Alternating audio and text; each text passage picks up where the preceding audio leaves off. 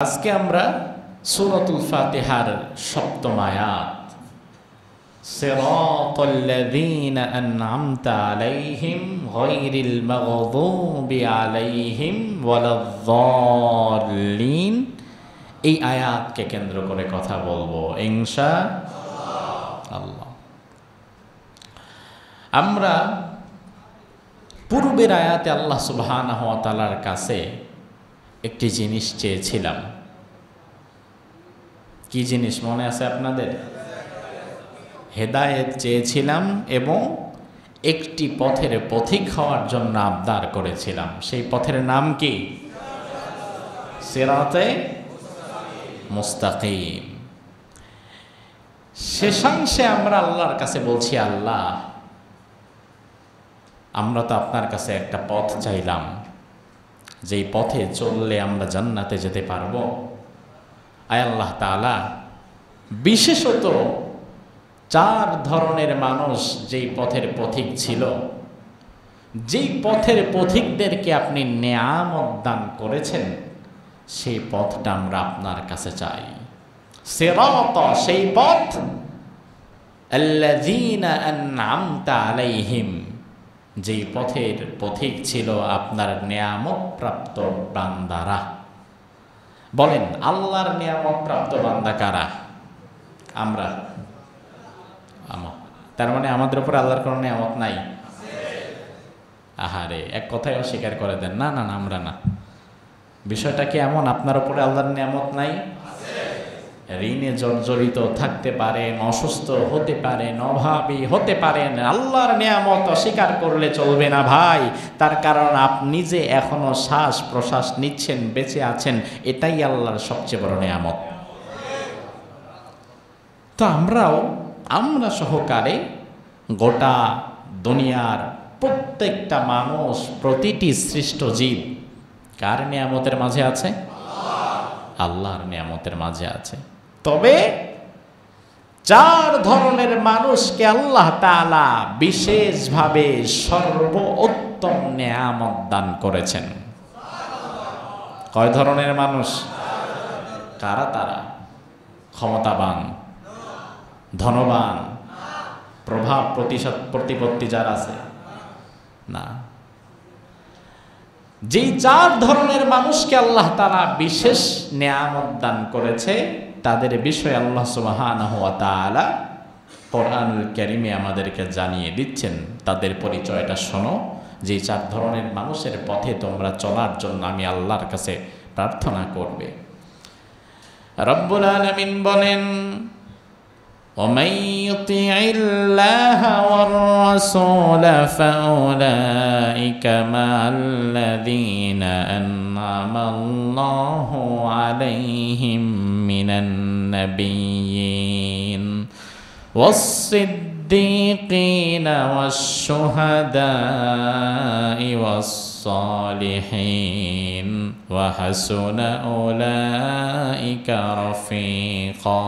সুবহান আল্লাহ বলেন।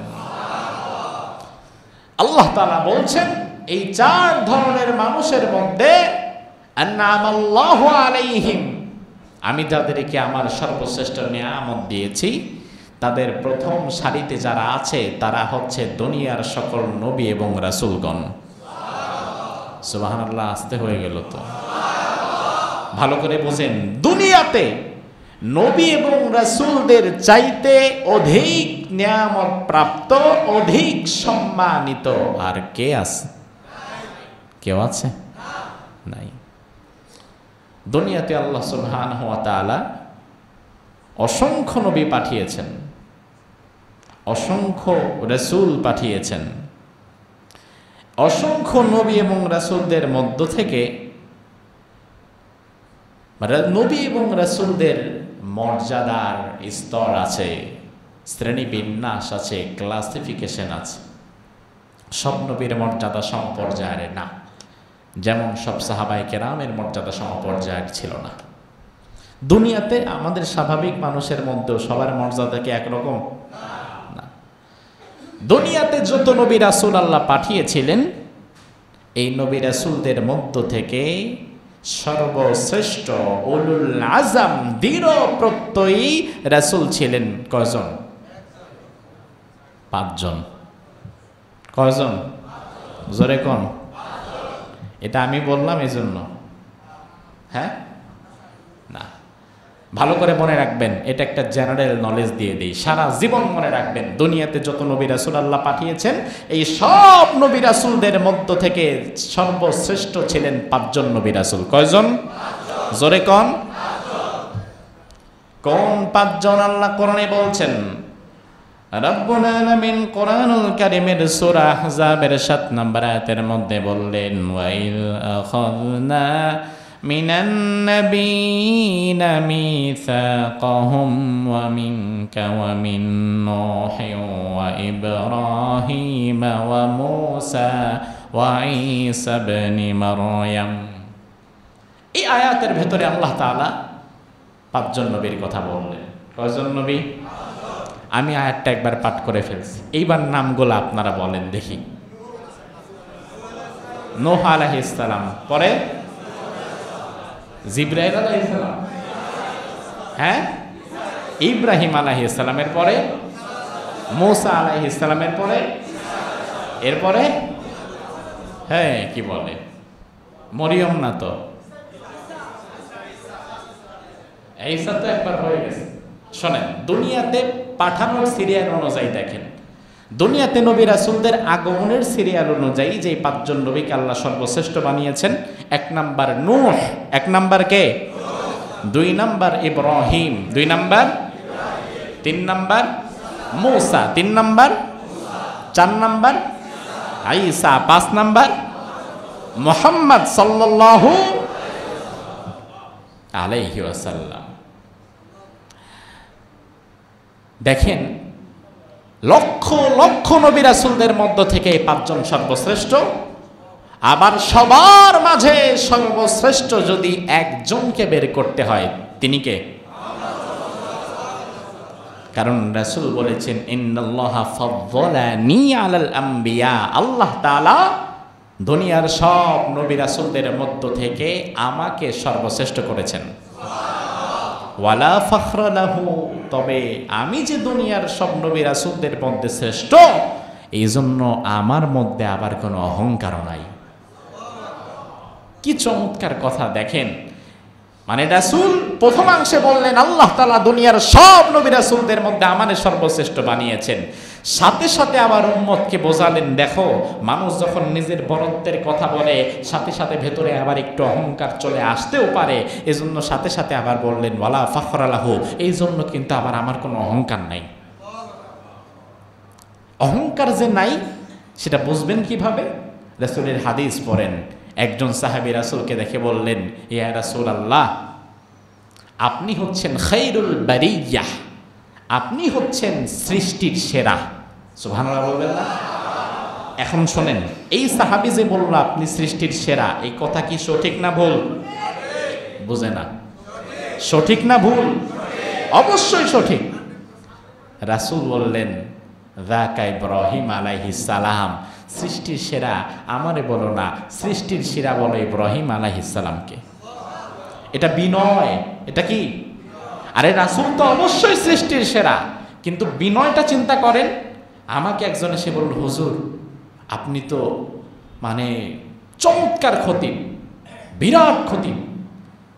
আমি ঠিকই আছে, আমি তো, এটা বিনয় না।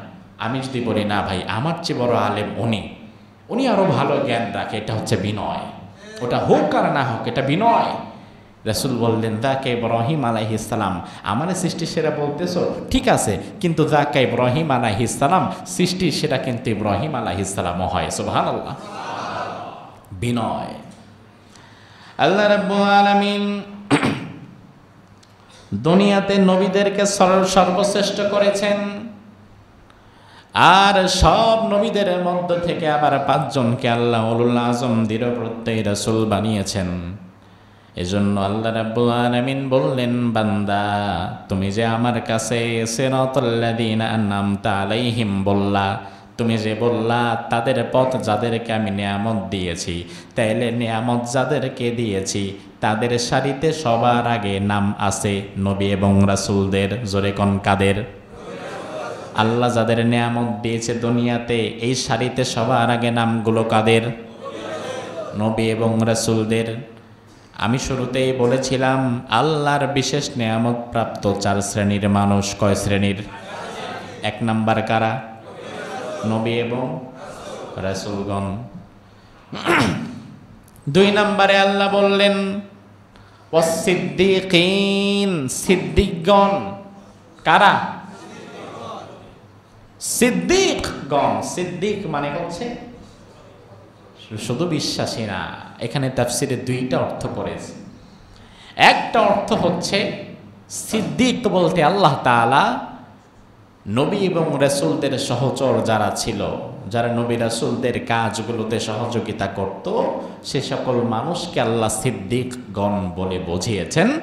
আরেক ব্যাখ্যা হচ্ছে সিদ্দিক মানে তো বিশ্বাসী, সত্যবাদী। এই অর্থের দিকে লক্ষ্য করে মুফাসসিরগণ বলেন দুনিয়াতে যারা সত্য কথা বলে, সত্য পথে চলে, সত্যকে সম্মান করে, সত্যকে আঁকড়ে ধরে, সত্য চিন্তা করে, অর্থাৎ যাদের সব কিছু জুড়ে শুধু সত্য আর সত্য, সে সকল সত্যবাদীদেরকে আল্লাহ তাআলা নবী রাসূলগণের পরের সারিতে দাঁড় করিয়ে দেবেন। তাহলে কি সত্যের সাক্ষী হবেন না মিথ্যার পক্ষে দাঁড়াবেন? এখন আমাদের সমাজে বস্তুত বাস্তবতা এটাই, বস্তুনিষ্ঠ সত্যের পক্ষে দাঁড়াতে মানুষ ভয় পায়, ঠিক না? আপনি দেখবেন মিথ্যার পক্ষে মানুষ সহজে দাঁড়িয়ে যায়, কিন্তু সত্যের পক্ষে দাঁড়াতে মানুষ কয়েকবার চিন্তা ভাবনা করে এরপরে পিছিয়ে যায়, আগায় না। আপনি দেখেন আপনার সামনে কোনো একটা অঘটন ঘটেছে, কোনো একটা অন্যায় হয়েছে, থানা থেকে পুলিশ এসে আপনাকে জিজ্ঞেস করলো যে ভাই এখানে কি ঘটছে, আপনি দেখলেন এখানে যা ঘটছে তার বর্ণনা যদি আমি দেই তাহলে সবটা বর্ণনা গিয়ে স্থানীয় জনপ্রতিনিধিদের গায়ে পড়ে বা কোনো ক্ষমতাশালী প্রভাবশালী বিত্তশালীর ঘাড়ে পড়ে। আপনি চিন্তা করলেন তখন তো আমার বাঁচা মুশকিল হয়ে যাবে। তখন আপনি চিন্তা ভাবনা করে, আপনি লোক ভালো, আপনি লোক খারাপ না, আপনি নামাজি, আপনি হাজি, আপনি গাজী, আপনি ভালো মানুষ, কিন্তু নানাবিধ চিন্তা করে আপনি আর সত্যের পক্ষে তখন থাকেন না। তখন হয়তো চুপ থাকেন, নয়তো অনেক সময় বাধ্য হয়ে আপনি হাজি সাহেব মিথ্যার পক্ষে দাঁড়ান। এমন অবস্থা হয় না? হয়। মাঝে মাঝেই আমাদের কানে খবর আসে, আপনারাও জানেন যে বাংলাদেশের বিভিন্ন জায়গায় হুট করে মসজিদের ইমামের চাকরি চলে গেছে। হুট মানে গত সপ্তাহে ছিল, এই সপ্তাহে হুট করে খতিবের চাকরি চলে গেছে। এমন নিউজ আপনারা পান না? অপরাধ হচ্ছে ইমাম সাহেব চুরি করছে, তাইলে ডাকাতি করছে, তাইলে 100 কোটি টাকা পাচার করছে। কি কারণে? বিশ্বাস করেন বাংলাদেশি ইমাম এবং খতিবদের মতো নির্যাতিত আর হয়তো কেউ নাই। এবং বাংলাদেশের অধিকাংশ মসজিদের চিত্রটা এমন, সেখানে আপনি অন্যায়ের বিরুদ্ধে বজ্র কণ্ঠে প্রতিবাদ করতে পারবেন না, যার ফলে ইমাম সাহেবের অন্যায়ের বিরুদ্ধে কথা বলতে পারে না। যদি কখনো বলে ফেলে তখন দেখা যায় তার চাকরিটা আর থাকে না। ইমাম সাহেব কি বলল, খতিব সাহেব কি বলল, সেই সকল কথাগুলা গিয়া এক শ্রেণীর মানুষ আছে বাহিরে গিয়ে এগুলা লাগায়, আছে না নাই? আমরা এগুলা দেখেছি ভাই, অবাক হয়ে যাই। আপনি ভালো করে বুঝবেন মসজিদে ইমাম কি বলে, খতিব কি বলে, থানাওয়ালারা যারা আছে দায়িত্বে তারা প্রত্যেক জমায় মসজিদে এসে বৈশা শুনে? কথা কয় না। তাইলে তাদের কান পর্যন্ত নেওয়ার জন্য নিশ্চয়ই কিছু দুরাচার মোনাফিক তৈরি হয়ে গেছে। এই কথাগুলো তাদের ভালো লাগে না, গিয়ে সেই পর্যন্ত পৌঁছে দেয়। এজন্য আপনাদেরকে একটা থিওরি বলে দিই, সারা জীবন থিওরিটা মনে রাখবেন। কোন ইমাম এবং খতিব যদি হক কথা বলার কারণে তাকে তার দায়িত্ব থেকে জোরপূর্বক অব্যাহতি দেয়া হয়, তাকে চাকরিচ্যুত করা হয়, তাহলে এটার পেছনে কোনো হিন্দুর হাত নাই, কোনো খ্রিস্টানের হাত নাই, কোনো বৌদ্ধর হাত নাই, কোনো অমুসলিমের হাত নাই। কারণ তারা তো মসজিদে আসেই না, ইমাম কি বলে না বলে তারা তো জানেই না। ইমামের চাকরি যদি অন্যায়ভাবে যায়, সেটা যায় শুধুমাত্র মসজিদের কিছু মুনাফিক মুসল্লির কারণে, এদের কারণে এটাই যায়। কিন্তু আমার ইমামদের কি শুধু দোষ দিবেন না, হুজুর হক কথা বলে না, এই করে না, সেই করে না, হুজুর চাকরিকে ভয় করে। আর যে সকল ইমামের এই খেদমতটার উপরে তার সংসারটা টিকে আছে, 5 ওয়াক্ত নামাজের বাহিরে সে অন্য কোথাও সময়ও দিতে পারছে না, সে তো অপারগ, তাকে তো থাকতেই হবে। যার ফলে সে হয়তো অনেক সময় সঠিকটা বলতে পারে না, সঠিকটা বোঝার পরেও হয়তো সে প্রকাশ করতে ভয় পায়, যদিও ঠিক না। তবুও এখানে মুসল্লিদের কিন্তু একটু প্রশ্ন থেকেই যায়। সেটা হচ্ছে, শুধু আপনি ইমামকে একচেটিয়া দোষ দিলেন, হুজুর হক কথা বলে না, অমুক হুজুর হক কথা বলে আর সে তো হক কথা বলে না, সে বোবা শয়তান। শুধু এমন করলে চলবে না, বরং মুসল্লিদেরকে এমন একটা প্ল্যাটফর্মে একতাবদ্ধ হতে হবে, যদি আমার মসজিদের ইমাম, আমার মসজিদের খতিবকে অন্যায়ভাবে হক কথা বলার কারণে কেউ যদি জোরপূর্বক এখান থেকে অপসারণ করতে আসে, সকল মুসল্লি একতাবদ্ধ হয়ে সে সকল জালিমদের জুলুমের হাতকে ভেঙে দিতে হবে। এমন যদি করতে পারেন, তাহলে দেখবেন বাংলাদেশের প্রতিটা মসজিদ থেকে ইমাম এবং খতিবের হক কথা বলতে পারবে, ঠিক কিনা? সে আল্লাহ বলছেন, বান্দা ইয়া আইয়ুহাল্লাযীনা আমানুত্তাকুল্লাহ, ও ঈমানদারেরা তোমরা আমি আল্লাহকে ভয় করো, ওয়া কুনু মাস সাদিকিন, আর যারা সত্য বলে, সঠিক বলে, যারা হক কথা বলে, তোমরা তাদের সাথে থাকো। কে বলছেন? আল্লাহ যখন কোনো অর্ডার দেয় সেটা মানা সুন্নত, নফল না ফরজ? অবশ্যই ফরজ। এজন্য আল্লাহর হাবিব সাল্লাল্লাহু আলাইহি ওয়াসাল্লাম হাদিসের মধ্যে বললেন, ইন্নাস সিদকা ইয়াহদি ইলাল বির, নিশ্চয়ই সত্য পুণ্যের দিকে, সওয়াবের দিকে ধাবিত করে, ওয়া ইন্নাল বিররা ইয়াহদি ইলাল জান্নাহ, আর সব জান্নাতের দিকে ধাবিত করে। ওয়া ইন্নার রাজুলা লা ইয়াসদুকু হাত্তা ইয়াকুনা সিদ্দিকান, একজন মানুষ সে যদি সত্য বলে, সত্য কথা বলে, সত্য পথে চলে, সত্যকে গ্রহণ করে নেয়, হাত্তা ইয়াকুনা সিদ্দিকান, তাহলে ওই মানুষটা আল্লাহর খাতায় সত্যবাদী হিসাবে লিখিত হয়ে যায়। আল্লাহর খাতায় আপনার নামটা সত্যবাদী হিসাবে লিখিত হোক, এটা কি আপনি আমি চাই?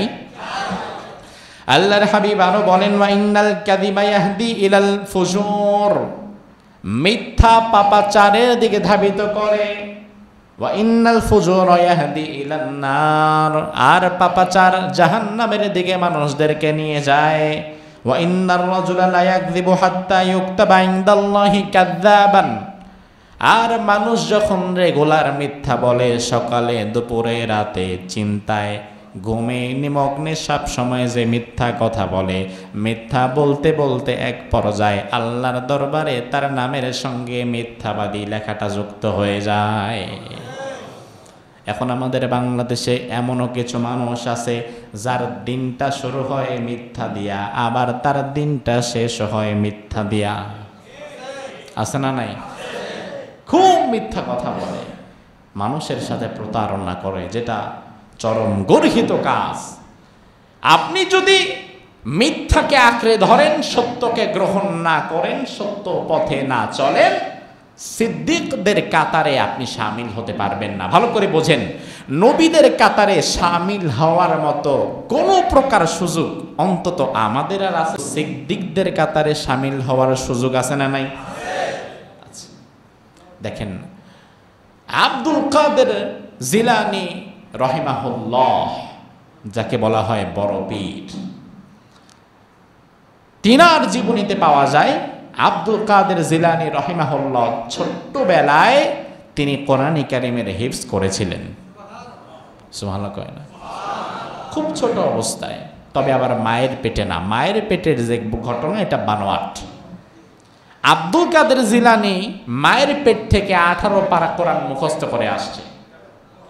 এমন যেই ঘটনাগুলো শুনবেন, আমি যদি কথা প্রসঙ্গে এতটুকু কথা সুর দিয়ে টেনে টেনে বলতাম, আপনারা অনেকে বলতেন সুবহানাল্লাহ।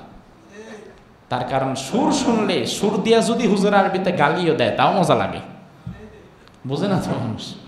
তা আব্দুল কাদের জিলানী মায়ের পেট থেকে 18 পারা মুখস্থ করে এসেছে, এ কথা ভিত্তিহীন। তার কারণ সরাসরি কোরআনের বিপরীতমুখী এই কথা। আল্লাহ তাআলা কোরআনে বলছেন, ওয়াল্লাহু আখরাজাকুম মিন বুতুনি উম্মাহাতিকুম লা তা'লামুনা শাইআ। আমি আল্লাহ তাআলা মায়ের পেট থেকে এমন ভাবে তোমাদেরকে বের করেছি তোমরা কিছুই জানতে না, একটা অক্ষর তোমরা কেউ মায়ের পেট থেকে শিখে আসো নাই। আচ্ছা বলেন, কোরআন নাজিল হয়েছে কোন নবীর উপরে? জোরে জবাব দেন। তিনি মায়ের পেট থেকে কয় পারা মুখস্থ করে এসেছেন? আব্দুল কাদের জিলানীর দাম বেশি না আবু বকর সিদ্দিকের দাম বেশি? তিনি মায়ের পেট থেকে কয় পারা মুখস্থ করে এসেছেন? এক পারাও। আব্দুল কাদের জিলানী রাহিমাহুল্লাহ যেই ফিকহি মাযহাব অনুসরণ করতেন, তার মাযহাবের নাম হচ্ছে না হাম্বলি মাযহাব। তিনি ইমাম আহমদ বিন হাম্বল রাহিমাহুল্লাহকে ফলো করতেন। তার মাযহাবের ইমামও 1 পৃষ্ঠা মুখস্থ করে আসে নাই, কিন্তু হুট করে আব্দুল কাদের জিলানী 18 পারা মুখস্থ করে আসবে। আর এই কিচ্ছা কাহিনী বাংলাদেশে সর্বত্র প্রচলিত এবং বহু প্রচলিত, এবং গ্রামে গঞ্জের মানুষ এগুলা শুনতে খুব মজা পায়। তারা কোরআন হাদিসের কথা, যেমন আব্দুল কাদের জিলানী মায়ের পেট থেকে 1 পারা মুখস্থ করে আসে নাই, তিনি খুব ছোট্ট বয়সে, অল্প বয়সে হাফেজ হয়েছিলেন, এটা বাস্তবতা। কিন্তু এটা বলার পরে কেউ সুবহানাল্লাহ কয় না, সমস্যা কি, এটা তো অনেকেই হয়, এটা আমরাও চেষ্টা করলে হবো। এটা তার কাছে আশ্চর্য মনে হয় না। আশ্চর্যজনক কিছু দেখলে তখন ভালো লাগে। আব্দুল কাদের জিলানীর জীবনীতে পাওয়া যায়, ছোট্ট বয়সে তিনি কোরআনে কারীম তার সিনায় ধারণ করেছিলেন। অনেক হাদিসও তিনি মুখস্থ করলেন। তার মা চাইল আমার ছেলেটাকে আরেকটু ভালো জ্ঞান অর্জনের জন্য, জ্ঞানের রাজধানী তৎকালীন ছিল বাগদাদ। কোথায়? বাগদাদে পাঠিয়ে দেব। ছোট্ট মানুষ। এখনও দেখবেন আমাদের মাদ্রাসাগুলোতে অনেক মা বাবা তাদের ছোট ছোট বাচ্চাদেরকে রেখে দিয়ে আসে। আমার মাদ্রাসায় গেলে দেখবেন 5 বছরের বাচ্চা আছে, যার এখনও কথাও ভালো করে ফুটে নাই, সেই ফরিদপুরে বাড়ি, মাদ্রাসায় থাকতেছে। 5 বছরের বাচ্চা মা বাবা ছেড়ে একটা জায়গায় পড়ে থাকা, এটা কি সহজ বিষয় মনে হয়? ওই বাচ্চার কষ্ট কত হয় সেটা তো দেখি, কিন্তু আমি মাঝে মাঝে চিন্তা করি এই বাচ্চার চাইতে বেশি এই বাচ্চাকে যারা রেখে গেছে তাদের কষ্ট বেশি, তাই না? অনেক আমি দেখলাম গার্জিয়ানরা যখন কথা বলে বের হয় মাদ্রাসা থেকে, বাচ্চাদেরকে রেখে বের হওয়ার পরে কান্নাকাটি করে, মাও কাঁদে বাবাও কাঁদে। এই যে কোরবানি, অবশ্যই এরকম কোরবানি না থাকলে আল্লাহ তাআলা কিছু দেয়ও না। এইভাবে যার কোরবানি যত বেশি, আল্লাহ তাআলা তাকে তেমন প্রতিদান দিয়ে দেয়। তো আব্দুল কাদের জিলানীর মা চাইল তাকে বাগদাদে পাঠাবে। ছোট্ট মানুষ আব্দুল কাদের জিলানী কতদিন পরে আসবে, কত বছর পরে আবার মায়ের মুখ দেখবে, আসতে পারবে কিনা, নাকি কোথাও মওত হয়ে যাবে তাও মা জানে না। আব্দুল কাদের জিলানীকে মা পাঠাবো, বলল বাবা আগামীকাল আমাদের বাড়ির পাশ থেকে এক ব্যবসায়ী কাফেলা বাগদাদে যাবে, তোমাকে তার সাথে আমি পাঠাবো, তুমি জ্ঞান অর্জন করে আবার আমার বুকে ফিরে আসবা, এটুকু আশা আমি করছি। আব্দুল কাদের জিলানী রাহিমাহুল্লাহ, ঠিক আছে মা, কোনো সমস্যা নেই। পরের দিন সকালে মা আব্দুল কাদের জিলানীকে কাছে টেনে বলল, বাবা তোমাকে পথ খরচ হিসেবে এবং সেখানে যে যেন কারো কাছে হাত পাততে না হয়, অন্তত খেয়ে পরে বেঁচে থাকার জন্য আমি তোমাকে 40টি স্বর্ণ মুদ্রা, 40টি আশরাফি আমি তোমাকে দিয়ে দিচ্ছি, এর চেয়ে বেশি আমার কাছে কিচ্ছু নাই। কয়টা স্বর্ণ মুদ্রা? 40টা। কোথায় দেব বাবা? এই যে তোমার যেই জামার আস্তিন, তোমার জামার হাতার নিচে তোমার যে কোটি আছে, এই কোটির হাতার নিচের এই অংশটুকুতে আমি আরেকটা কাপড় তালি দিয়ে সেলাই করে দিলাম, আর এইখানে আমি এখানে 20টি, এই হাতে 20টি, এভাবে 40টা স্বর্ণ মুদ্রা দিয়ে দিচ্ছি।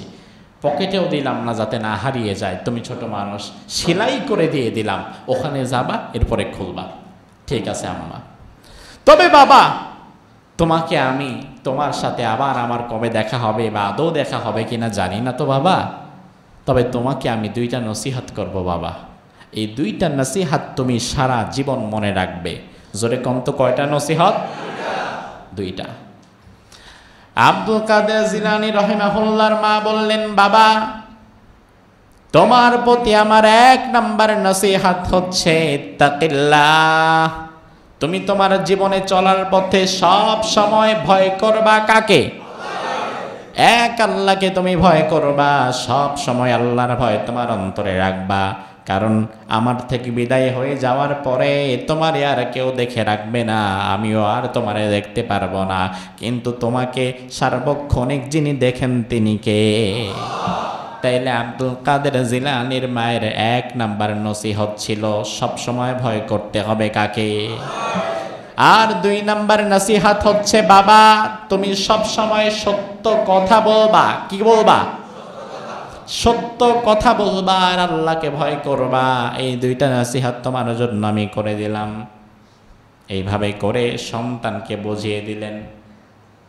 আমাদের গার্ডিয়ানেরা তারা যখন বাচ্চারে মাদ্রাসায় পাঠায় তারা নসিহত করে, তারা বলে বাবা মাদ্রাসায় গিয়ে ভালো মতো খাইবা, আগে খাওয়া দাওয়াটা ঠিক করবা, আর প্রত্যেক দিন একবার করে আমারে ফোন দিবা। তাদের নসিহত আর আব্দুল কাদের জিলানীর মায়ের নসিহতের ব্যবধানটা কত! আব্দুল কাদের জিলানী রাহিমাহুল্লাহ কিছু দূর গেলেন, ব্যবসায়ী কাফেলার সাথে পথ পাড়ি দিলেন। 2-1 দিন চলার পরে হঠাৎ কোন এক রাত্রি বেলায় এই ব্যবসায়ী বণিকের দল ডাকাতের কবলে আক্রান্ত হলো। ডাকাত চারদিক থেকে তাদেরকে ঘিরে ফেললো। মরুভূমির মাঝে ডানে বামে কেউ নাই, এমন জায়গায় ডাকাত তাদেরকে ঘিরে ধরেছে। ডাকাত পুরো কাফেলায় যতজন মানুষ ছিল সবার তলপি তলপা ব্যাগ থেকে যা পেয়েছে সব ছিনিয়ে নিয়েছে।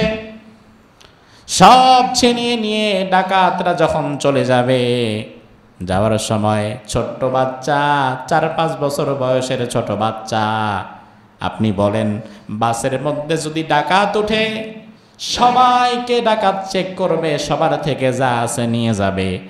4-5 বছরের বাচ্চা কথা বলতে পারে না, জীর্ণ শীর্ণ পোশাক, বাসের পেছনে এক কোণে শুয়ে আছে।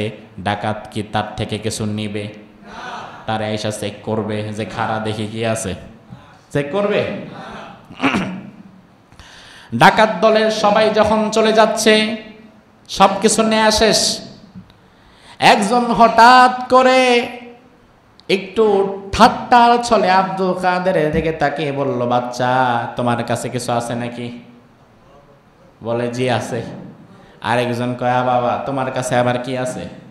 বলে আমার কাছে আছে 40টা কি স্বর্ণ মুদ্রা। ডাকাত কয়, হে পাগল নাকি? বড় বড় মানুষ যারা ব্যবসার জন্য বের হয়েছে তাদের কাছেও তো অনেকের 40টা স্বর্ণ মুদ্রা নাই, আর তোমার কাছে 40টা স্বর্ণ মুদ্রা আছে? বলে জি আছে। সাথে সাথে একজন আব্দুল কাদের জিলানী রাহিমাহুল্লাহর মাথা থেকে পা পর্যন্ত পুরো শরীরটাকে সার্চ করলো, চেক করলো। চেক করে দেখে কিছুই নাই, কিছুই। কারণ ওগুলা কি পকেটে? ওগুলো তো জামার আস্তিনের ভেতরে মা সেলাই করে দিয়েছে। এবার ডাকাতের মেজাজ খারাপ, বেয়াদব ছেলে, মনে করছিলাম ভালো মানুষ, এখন দেখি ছোটবেলা থেকেই বাটপার, এটা মিথ্যা কথা কয়। হাই কোথায় তোর স্বর্ণ মুদ্রা? মেজাজ খারাপ হয়ে গেছে। আব্দুল কাদের জিলানী রাহিমাহুল্লাহ বলেন, আমি মিথ্যা বলি নাই, কারণ আমার মা আমারে মিথ্যা বলা শেখায় নাই। আমার মা আমারে বলেছে জীবনে চলার পথে সব সময় ভয় করতে হবে কাকে? আর বলতে হবে কি? তারা বলল, তাইলে তোমার স্বর্ণ মুদ্রা কোথায়? আব্দুল কাদের জিলানী জামাটা খুললেন, জামার আস্তিনের সেলাইটা টান দিয়ে খুলে ফেললেন। এবার 2 হাতের আস্তিন থেকে টান দিয়ে স্বর্ণ মুদ্রাগুলো বের করে দিলেন, এই যে আমার স্বর্ণ মুদ্রা। এবার ডাকাত দল চিন্তা করে, বাচ্চা তুমি এটা করলা কি?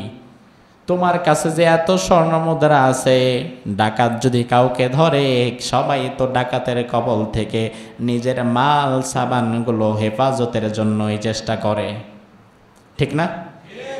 আপনার সামনে ডাকাত, ধরেন আপনি যে গাড়িতে বসে আছেন, আপনার সামনে গাড়ি ডাকাত আটকাইছে, এই খবর পাওয়ার সাথে সাথে তখন তাড়াতাড়ি আপনার সম্পদ যা আছে সব ডাকাতের জন্য বের করে রেখে দিবেন। তো কি করবেন?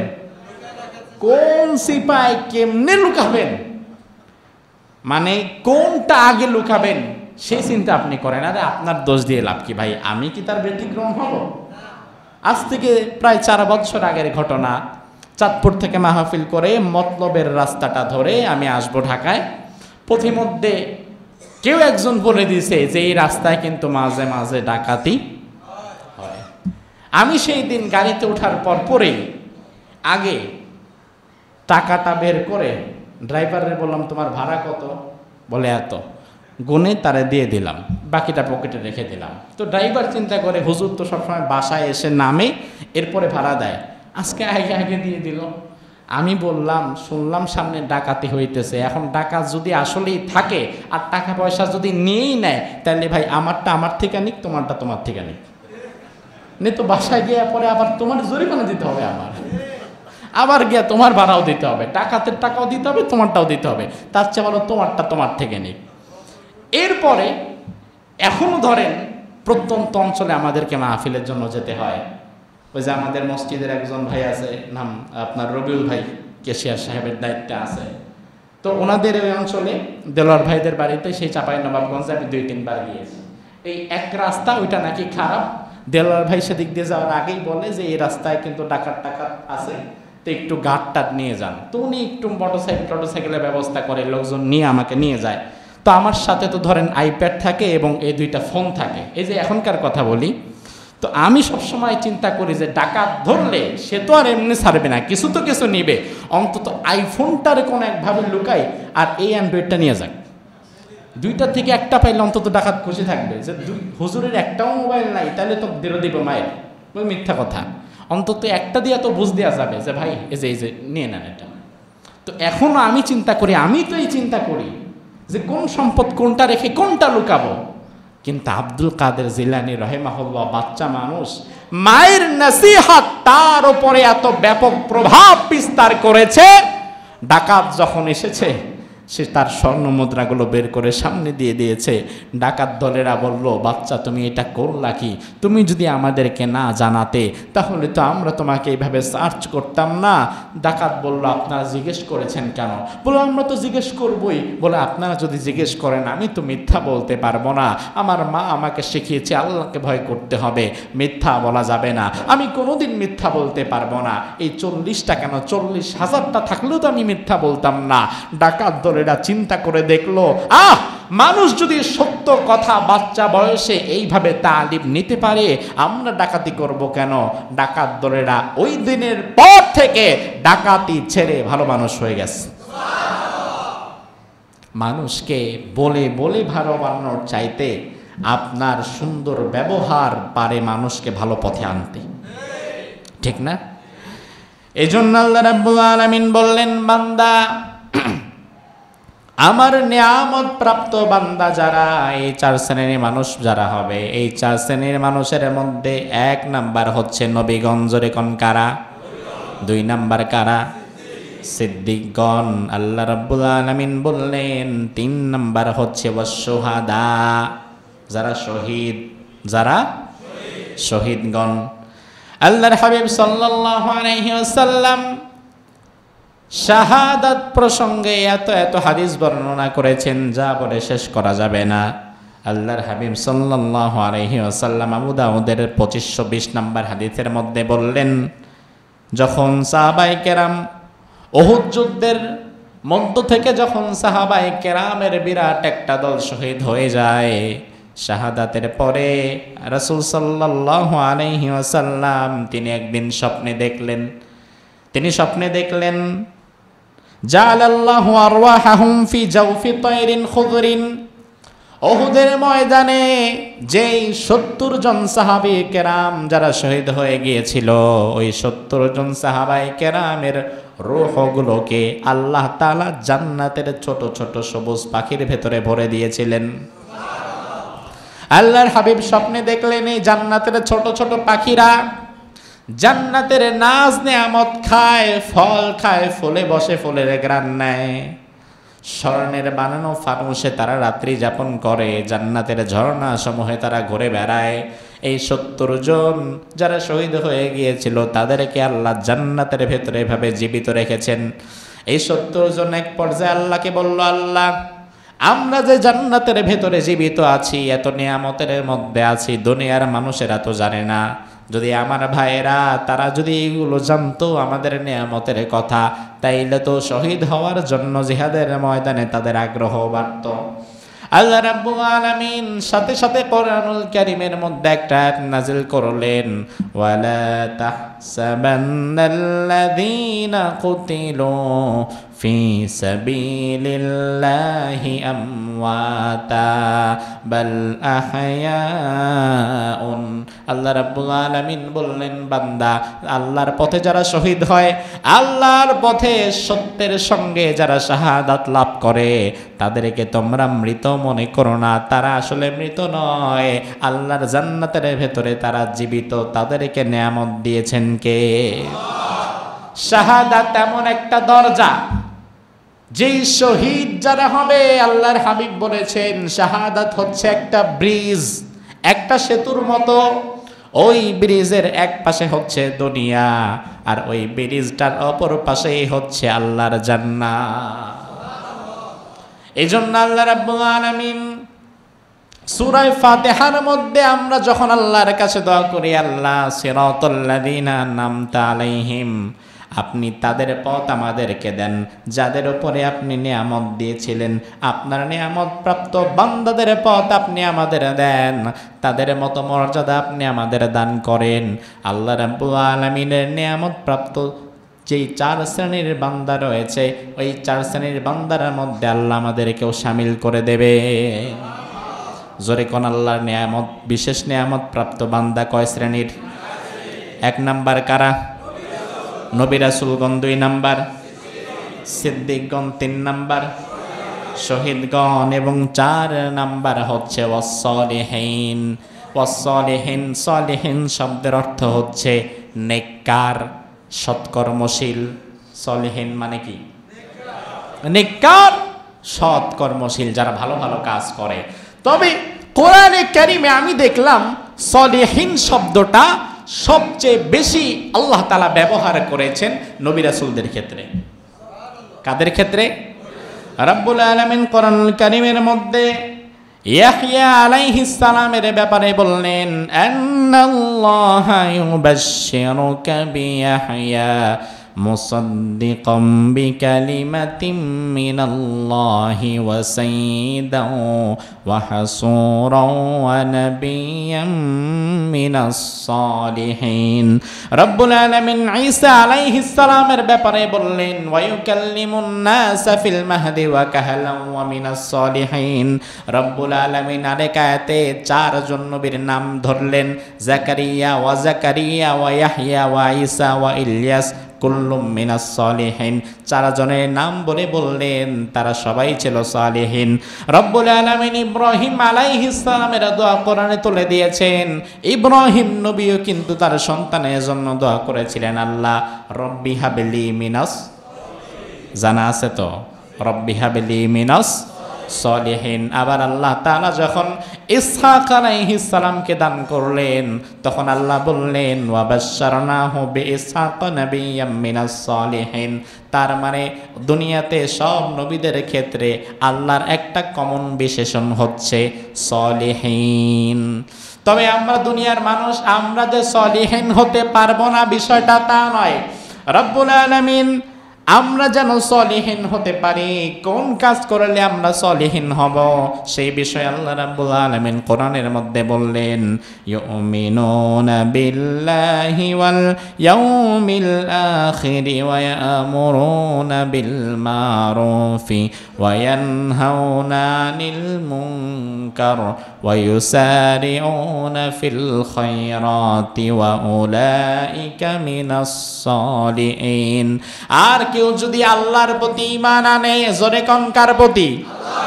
ওয়া ইউমিনুনা বিল্লাহি ওয়াল ইয়াউমিল আখির, এক আল্লাহর প্রতি ঈমান আনে এবং আখিরাতের প্রতি ঈমান আনে, নিজে ভালো কাজ করে, অপরকে অসৎ কাজ থেকে বাধা প্রদান করে, ওয়া ইউসারিউনা ফিল খায়রাত, এবং ভালো কাজের প্রতিযোগিতা করে। কোন কাজের প্রতিযোগিতা? এখন আমাদের সমাজের মানুষ ভালো কাজের প্রতিযোগিতা করে না খারাপ কাজের? এখন আমাদের সমাজে আব্দুল কাদের জিলানী হওয়ার জন্য মানুষ প্রতিযোগিতা করে নাকি বেনজির হওয়ার জন্য, মতিউর হওয়ার জন্য, বেনজির হওয়ার জন্য? আব্দুল কাদের জিলানী হওয়ার জন্য যদি প্রতিযোগিতা করতো তাইলে মানুষ তো আল্লাহমুখী হতো, মসজিদমুখী হতো, মাদ্রাসামুখী হতো, দিনমুখী হতো। কিন্তু মতিউর হওয়ার জন্য, বেনজির হওয়ার জন্য যে প্রতিযোগিতা করে তার সবচাইতে বড় প্রমাণ হচ্ছে সামান্য 10,000 টাকা বেতনের চাকরি নেওয়ার জন্য হাজার হাজার মানুষ 20 লাখ টাকা ঘুষ নিয়ে দাঁড়ায় আছে।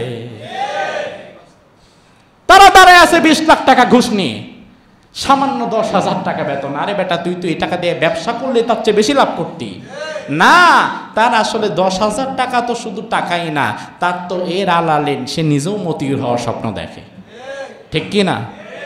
এটা বড় গর্হিত কাজ।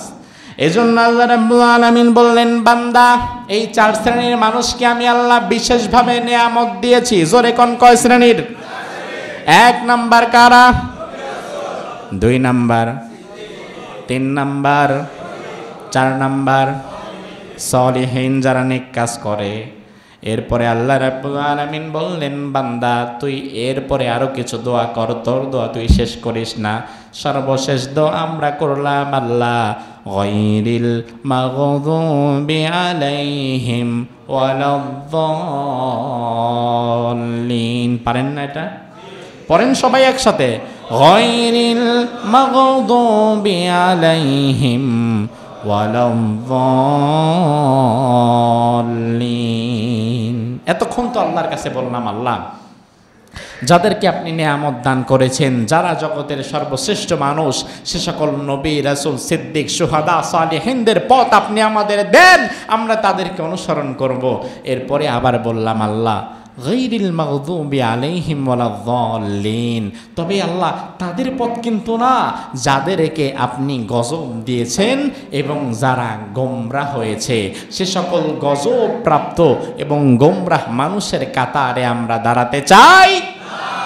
মাগদুবি আলাইহিম এর বিষয়ে মুফাসসিরিনে কেরাম বলেছেন, মাগদুব যাদের উপরে গজব দেয়া হয়েছে, মাগজুব বলতে আল্লাহ তাআলা দুনিয়ার সকল ইহুদিদেরকে বুঝিয়েছেন। জোরে কোন কাদেরকে? মাগজুব কারা? আপনি যখনই নামাজে দাঁড়াবেন, যখনই বলবেন গায়রিল মাগদুবি আলাইহিম ওয়ালাদ-দাল্লিন, তখনই চিন্তা করবেন আমি কিন্তু নামাজে ইহুদি এবং খ্রিস্টানদের পথ থেকে বাঁচার জন্য আল্লাহর কাছে দোয়া করতেছি। করতেছেন না? মাগজুব হচ্ছে যারা ইহুদি। জোরে কোন মাগজুব কারা? ইহুদি। আল্লাহ তাআলা বলছেন, ফাবাউ বিগাদাবিন আলা গাদাব। এই ইহুদি জাতি যাদের উপরে আল্লাহ সুবহানাহু ওয়া তাআলা গজবের উপরে গজব দিয়েছে, গজব দিবে, গজব দিচ্ছে, আপনি মনে করবেন না তাদের ক্ষমতা, প্রভাব, প্রতিপত্তি গোটা বিশ্ব তারা গ্রাস করে ফেলবে। না, যত গর্জে তত বর্ষে না, যতই লাফালাফি করুক না কেন, তাদের শেষ পতনটা মুসলমানদের হাতেই হবে। ওই পতনটা হবে। আজ আমরা ইহুদিদের প্রোডাক্টগুলো, বিশেষ করে তাদের পানি জাতীয় যেই প্রোডাক্টগুলো আছে, কোকা কোলা, পেপসি ইত্যাদির বিরুদ্ধে আমরা অনেক কথা বলেছি না? ভবিষ্যতেও বলবো, এখনও বলছি। এখনও তো অনেকের দোকানে এই প্রোডাক্টগুলো রয়ে গেছে। অনেকে হয়তো ছাড়বেন করেও ছাড়তে পারছেন না। আপনাদেরকে বলবো, ভাই আল্লাহর ওয়াস্তে আল্লাহর দিকে তাকিয়ে ছেড়ে দেন। এই সমস্ত 2-4টা প্রোডাক্টকে বয়কট করলে কিচ্ছু হবে না, আপনার ব্যবসা কমবে না, বরং ক্ষতিটা কি হবে দেখেন। গত 3 দিন আগের নিউজ, কোকা কোলার বোটলিং কোম্পানির ইনভেস্টমেন্ট বন্ধ হয়ে গেছে। তারা এই কোকা কোলার বোতল তৈরি করতে নতুন করে আর কোনো ইনভেস্ট করতে এখন যাচ্ছে না। সব জায়গায় আপনি আরব বিশ্বের দিকে তাকান, সেখানে কেএফসি বন্ধ হয়ে গেছে, ম্যাকডোনাল্ডস বন্ধ হয়ে গেছে, ইহুদিদের বড় বড় প্রতিষ্ঠানগুলো ধীরে ধীরে বন্ধ হয়ে যাচ্ছে। আর আমাদের দেশে এক শ্রেণীর আতেল বুদ্ধিজীবীরা আমাদেরকে বলে, আপনার মতো 2-4টা হুজুর এই সমস্ত প্রোডাক্ট বয়কট করলে আর কি হবে। এমন কিছু লোক আছে না নাই? ওনারা দেখবেন আমাদের সামনে না বললেও আপনি যখন গিয়ে বলবেন যে ভাই হুজুর বলেছে এই প্রোডাক্টটা না রাখেন, এটা বয়কট করেন, এটা বাদ দিয়ে দেন, তখন সে আপনারে যুক্তি দেবে। এমন লোক আছে না নাই? গত 3 দিন আগে আমি এসেছিলাম সাভারে একটা কাজে, তো আমার এক ভক্ত আমার সাথে আর কয়েকজন ছিল, সবাইকে জোর করে রাস্তার ওই পাশের এক বিরিয়ানির দোকানে খাওয়াতে নিয়ে গেল। দুপুরবেলা গেলাম, তো যখনই বসলাম প্রথমেই আমার সামনে একটা কোকাকোলা কোম্পানির পানি আছে একটা, কিনলে সেটা রাখছে। তো আমি বললাম যে ভাই পানিটা চেঞ্জ করেন, আমাকে এই দেশীয় প্রোডাক্টে যে কোনো একটা দেন, আপনি মামটাম একটা নিয়ে আসেন। বলো না এটা স্যার আমাদের নাই। আমি বললাম আচ্ছা ঠিক আছে, নাই থাকতে পারে, হয়তো আপনি এখনও রাখেন নাই, ভাই হয়তো আমাদের এই মেসেজগুলোও আপনার এখানে পৌঁছে নাই, ঠিক আছে কোনো সমস্যা নেই। আরেকজনকে টাকা দিলাম, বললাম ভাই আপনি একটু, ওয়েটারকে ডাকলাম, বললাম ভাই এই নেন টাকাটা, আপনি একটু পাশের দোকান থেকে আমাদেরকে ভিন্ন কোম্পানির এক বোতল পানি এনে দেন। সে যখন যাবে মালিক বললে এই বাহিরের কোনো পানি এখানে ঢুকবে না। সে ওয়েটারকে বলতেছে, ওয়েটার এসে বলল আমি যেতে পারবো না হুজুর, টাকাটা রাখেন। এরপরে আমি আমার সাথী সঙ্গী যারা ছিল তাদেরকে নিয়ে বললাম যে ভাই আপনি কি এটার ম্যানেজার? বলল হ্যাঁ আমি ম্যানেজার। আমি দেখলাম তার দোকানে একটাই ফ্রিজ, ওই ফ্রিজের ওপরে কোকা কোলা লেখা, তার মানে এটা কোকা কোলা কোম্পানি তাদেরকে দিছে। বিষয়টা তো বোধহয় এমনই, তাদেরকে তারা দেয়। এবং আমি অবাক হয়ে গেলাম, ওই ফ্রিজের ভেতরে Coca Cola, Pepsi, Fanta, Mirinda কিনলে ছাড়া অন্য কিচ্ছু নাই।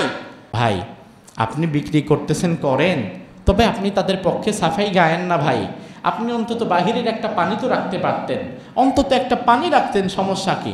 বলে না অন্যান্য, আমি বললাম, সে বললো না অন্যান্য গ্রুপের প্রোডাক্টগুলো তাদের এত সেল নাই, তাদের এই নাই সেই নাই, নানান যুক্তি সে আমাকে দিচ্ছে। আমি চিন্তা করে দেখলাম আহারে মানুষ একটা সামান্য ফ্রিজের কাছে ইমান বিক্রি করে দেয়, এমন ব্যবসায়ী আছে না নাই? ফ্রিজ একটা দিছে, তুমি তার কেনা গোলাম হয়ে গেছো? দরকার নেই ফ্রিজের। আমি অবাক হয়ে গেলাম তার স্পটটা দেখে। সে সরাসরি ইসরায়েলের এই প্রোডাক্টগুলো নিয়ে সে গর্ব করতেছে, এগুলোর মান ভালো, অমুক তমুক তমুক। রাস্তার ওই পাশের আপনাদের প্রিয় বিরিয়ানির দোকান, নাম বলবো? নামটা বলবো? হাজি নান্না বিরিয়ানি, নাম ডাকছে হাজি নান্না বিরিয়ানি। আমি তাকে অনেক বোঝাবার চেষ্টা করলাম। আমি চিন্তা করলাম অন্তত পক্ষে লোকটা বুঝুক, সে কোনোভাবেই বুঝবে না, সে বরং আমার সাথে যুক্তি তর্ক দিচ্ছে। আমি চিন্তা করলাম আহারে ভাই আপনারে আমি আর কি যুক্তি তর্ক দিয়ে বোঝাবো, কারণ আল্লাহ তাআলা যার হৃদয় মোহর মেরে দিছে, আমি কেন কাবার ইমাম ওয়াজ করলেও আপনি বুঝবেন না। এই ইহুদিদের দালালি বাদ দেন। আল্লাহ বলছেন গায়রিল মাগজুব, যারা মাগজুব তারা হচ্ছে ইহুদি, তাদের উপরে আল্লাহর লানত, আর তাদের দালালি যারা করবে তাদের উপরে আল্লাহর লানত। এরপরে আল্লাহ বললেন, আমরা বললাম আয় আল্লাহ ওয়ালাদ-দাল্লিন, বলেন একবার ওয়ালাদ-দাল্লিন। আল্লাহ তাআলা যারা পথভ্রষ্ট, যারা গোমরা, তাদের পথ আমরা অনুসরণ করতে চাই না। আল্লাহ রাব্বুল আলামিন কোরআনে কারিমে এই গোমরাহ বলতে কাদেরকে বুঝিয়েছেন? রাসূলুল্লাহ বলেছেন এই গোমরাহ হচ্ছে দুনিয়ার খ্রিস্টান যারা, তারা। তাহলে ভালো করে বোঝেন, গায়রিল মাগজুব, মাগজুব কারা? আর জল্লিন কারা? খ্রিস্টানেরা। আমরা বললাম আল্লাহ ইহুদি খ্রিস্টানদের পথ, যাদের উপরে আপনি গজব দিয়েছেন, যারা হিদায়াতের পথে নাই, তাদের পথে আমরা চলতে চাই না। আমরা এই মর্মে দোয়া করলাম কার কাছে? ভালো করে বুঝবেন, আমরা বাতিল ফেরকার পথ অনুসরণ করব না, আমরা ইহুদিদের পথ অনুসরণ করব না, খ্রিস্টানদের পথ অনুসরণ করব না। এই সমস্ত সকল দরখাস্ত আমরা কিন্তু আল্লাহ সুবহানাহু ওয়া তাআলার কাছে নামাজের মধ্যে দাঁড়িয়ে আমরা পেশ করলাম, দিয়ে দিলাম। কিন্তু নামাজ শেষ করার পরে ওই একই ব্যক্তি আবার যখন ব্যবসায় যায়, তখন ইহুদি এবং খ্রিস্টানদের প্রত্যেকটা কাজ সে অনুসরণ করে করে চলে। আছে না নাই? তো নামাজ এক কথা আর সমাজে আরেক কথা, এটা বড় গর্হিত কাজ। আল্লাহ তাআলা আয়াতের শুরুতেই বলেছেন ওয়া ইউতিল্লাহ ওয়ার রাসূল, এক আল্লাহ সুবহানাহু ওয়া তাআলার আনুগত্য করতে হবে এবং রাসূলুল্লাহ সাল্লাল্লাহু আলাইহি ওয়াসাল্লামের আনুগত্য করতে হবে। ভালো করে বুঝবেন, দুনিয়াতে অন্ধভাবে চোখ বন্ধ করে অনুসরণ করা যায় শুধুমাত্র কোরআন এবং সুন্নাহকে। ঠিক কি না? আমাকে অন্ধভাবে অনুসরণ করতে পারবেন? কথা বলে না, পারবেন? কিন্তু আজকে আমাদের সমাজের মানুষ কোরআন এবং সুন্নাহ থেকে বের হয়ে তারা ব্যক্তি পূজারী হয়ে গেছে। ব্যক্তি পূজারী হয় নাই? এই সমাজের কিছু মানুষ করে পীর পূজা, আবার কিছু মানুষ করে হুজুর পূজা, কিছু মানুষ করে শায়েখ পূজা, কিছু মানুষ করে আকাবির পূজা। এক একজন এক এক ব্যক্তিকে ধরে ফেলেছে, যেটা অত্যন্ত গর্হিত কাজ। তার কারণ হচ্ছে নবী রাসূল ছাড়া দুনিয়াতে অন্য কোনো মানুষ কিন্তু ভুলের ঊর্ধ্বে থাকতে পারে না। ভুলের ঊর্ধ্বে? এই যে আপনারা এখানে এসেছেন হাজারো মানুষ, আমি নামাজ পড়ব, আপনারা আমার পেছনে নামাজ আদায় করবেন। আমি জুমার নামাজ আদায় করলাম 2 রাকাত, আপনিও পড়লেন 2 রাকাত। আমি যদি 2 রাকাতের পরে দাঁড়িয়ে তৃতীয় রাকাতে নিয়ত বাঁধি, আপনি দাঁড়াবেন? আপনি পড়বেন? এতক্ষণ তো আমাকে ঠিকই অনুসরণ করেছেন, তখন মানবেন না কেন? আপনি বুঝিয়ে দিবেন, হুজুর এতক্ষণ আপনাকে অনুসরণ করেছি, তার কারণ আপনি মুহাম্মাদুর রাসূলুল্লাহকে অনুসরণ করেছেন। যেই পয়েন্টে আপনি মুহাম্মাদুর রাসূলুল্লাহর বিপরীতে চলে গেছেন, সেই পয়েন্টে আপনার মতো হুজুরকে আমি পরিত্যাগ করলাম। এইটা হবে আপনার মানসিকতা। আবু বকর সিদ্দিক রাদিয়াল্লাহু আনহু যখন খেলাফতের দায়িত্বে এলেন, প্রথম দিনের প্রথম খুতবায় হাজার হাজার সাহাবায়ে কেরামের সামনে আবু বকর সিদ্দিক রাদিয়াল্লাহু আনহু বললেন, আতিউনি মা আতাতুল্লাহ ওয়া রাসূলা। ও সাহাবীরা ভালো করে শোনো, ও মদিনাবাসী ভালো করে শোনো, ইসলামী রাষ্ট্রের বাসিন্দারা শুনে নাও, তোমরা সবাই আমি আবু বকরের আনুগত্য করবা ততক্ষণ, আমি আবু বকর আল্লাহ এবং রাসূলের আনুগত্য করব যতক্ষণ। কি চমৎকার কথা! এরপরে আবু বকর বললেন, ফাইদা আসাইতুল্লাহ ওয়া রাসূলাহ ফালা তাআতা লি আলাইকুম। যদি তোমরা দেখো আমি আবু বকর কোনোদিন আল্লাহ এবং রাসূলের কোনো কথা, কোনো আদেশ, কোনো চিন্তার বাহিরে চলে গেছি, সেই দিন তোমরা আর আমি আবু বকরের আনুগত্য করবে না। তাইলে মূল আনুগত্য কি আবু বকর সিদ্দিকের নাকি আল্লাহ এবং রাসূলের? আবু বকর সিদ্দিকের না কোরআন এবং সুন্নাহর? ও মুসলমান ভালো করে বোঝেন, উম্মতের সর্বশ্রেষ্ঠ মানুষ রাসূলুল্লাহর পরে যিনি, তিনি হচ্ছেন আবু বকর সিদ্দিক রাদিয়াল্লাহু আনহু। উম্মতের সর্বশ্রেষ্ঠ মানুষ আবু বকর সিদ্দিক রাদিয়াল্লাহু আনহু যদি কোরআন সুন্নাহর খেলাফে যাওয়ার পরে তিনি যদি বলেন আমাকে আর অনুসরণ করবা না, কোরআন সুন্নাহকে অনুসরণ করবা, সেখানে তোমার পীর বাবাকে, সেখানে তোমার বড় হুজুরকে, সেখানে তোমার খতিব সাহেবকে, সেখানে তোমার ইমাম সাহেবকে, পীর পূজা বাদ দাও, হুজুর পূজা বাদ দাও, মাজার পূজা বাদ দাও, শায়েখ পূজা বাদ দাও, আমির পূজা বাদ দাও, আকাবির পূজা বাদ দাও, কোরআন এবং সুন্নাহকে আঁকড়ে ধরো। ইসলাম আমার মতো কোনো মৌলবীর কথা না, আমার মতো হাজারো ইয়াহিয়া তাকির কথা ইসলাম চলে না, ইসলাম কাবার ইমামের কথাও না। আর ইসলাম তো তা আমার আল্লাহ এবং রাসূল বলে গিয়েছেন যা। এতটুকুর ভেতরে ইসলাম সীমাবদ্ধ, ঠিক কিনা? এজন্য আমরা পুরা সূরা ফাতিহার ভেতরে এই কথাগুলো আল্লাহ তাআলার কাছে বলি, বলার পরে এবার আমরা বলি, কি বলি? আমিন। আমিন মানে আল্লাহ এতক্ষণ যা বললাম তা তুমি কবুল করে নাও। আমরা প্রায় 3 মাস, আজকে তো শেষ জুমা, এরপরে সূরা ফাতিহা নিয়ে এই বছর তো আর কথা হবে না। 10টা জুমা আমরা ধারাবাহিকভাবে আউযু বিল্লাহ থেকে ওয়ালা যাল্লিন পর্যন্ত আলোচনা করেছি, ঠিক না? পুরা 10টা জুমা, একটা জুমাও মিস দেন নাই। কোরআনে কারীমের সূরা ফাতিহার একটা পর্বের আলোচনাও আপনি মিস দেন নাই, এমন মানুষ আছে না? ইনশাআল্লাহ আছেন তো ইনশাআল্লাহ? আলহামদুলিল্লাহ, বলেন আলহামদুলিল্লাহ। এবার আপনারা বলেন, এই যে 10 জুমা সূরা ফাতিহার ধারাবাহিক তাফসীর আপনারা শুনেছেন, এতে কি বিরক্তি এসেছে? খারাপ লেগেছে? যদি আমি আরো 4 জুমা করতাম খারাপ লাগতো না? এটাই কোরআন, যেটা কখনো শেষ হবে না। আর আপনারা যারা কিছু জুমা গ্যাপ হয়েছে, মধ্যখানের অনেক আয়াতগুলো শুনতে পারেন নাই, তারা ইউটিউবে ধারাবাহিক আলোচনাগুলো আছে, সেখান থেকে শুনে নেবেন। আমাকে এক মুসল্লি গত কয়েকদিন আগে ফোন দিয়ে বলল, হুজুর আমি আপনাকে কিছু টাকা হাদিয়া দেব। এই যে আপনাদের মুসল্লি, সে বলল কিছু টাকা হাদিয়া দিতে চাচ্ছি, তার কারণ হচ্ছে আপনি যেই সূরা ফাতিহার যে ধারাবাহিক তাফসীর করেছেন, এই ধারাবাহিক তাফসীরগুলো আপনি একটা ছোট কিতাব আকারে, বই আকারে লিখে ফেলেন, তাইলে এটার দ্বারা আমরা কিছু মানুষ উপকৃত হব। তিনি একটা সুন্দর প্রস্তাব দিয়েছে, যদি আমার অন্যান্য ব্যস্ততার কারণে এই মুহূর্তে লেখালেখি করার সময় নাই, কিন্তু যেহেতু আলোচনাগুলো ইউটিউবে আছে আপনারা শুনে নেবেন। আল্লাহ সুবহানাহু ওয়া তাআলা সূরাতুল ফাতিহার ভেতরে আমরা যত দোয়া আল্লাহর কাছে করি, প্রত্যেকটা দোয়া যেন আল্লাহ তাআলা কবুল করে নেয়। আমরা বলি আমিন। হাযা মা ইনদি ওয়াল ইলমু ইনদাল্লাহ আলাইহি তাওয়াক্কালতু ওয়া ইলাইহি উনীব।